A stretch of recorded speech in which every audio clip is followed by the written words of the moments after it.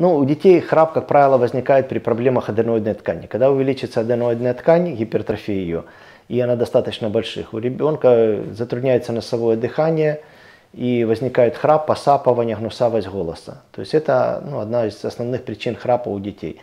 Как правило, лечится консервативно, аденодиты достаточно неплохо поддаются консервативному лечению.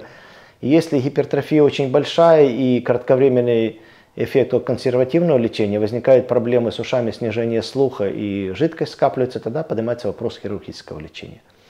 Что касается взрослых, храп у взрослых больше связан с тем, первое, это проблема носового дыхания. Если есть искривление перегородки, частые вазомоторные риниты. То есть зачастую смотрится, если есть какая-то функциональная обструкция, то есть выполняется хирургическое лечение на перегородке, и проблема храпа может решаться. Вторая причина, это когда увеличивается язычок мягкого неба.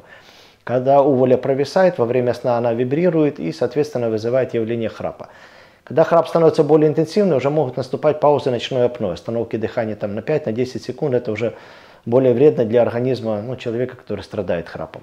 То есть тоже выполняется операция радиоволновая уволополиотенопластика, когда явные изменения есть язычка. И третья причина, когда прибавка в весе. Ткань становится более рыхлой, и она тоже усугубляет проблему с храпом. Так что иногда, зачастую, когда смотрим, нос нормальный, язычок небольшой, а только в весе, человек занялся спортом, сбросил вес, и проблема с храпом как таковая может пройти.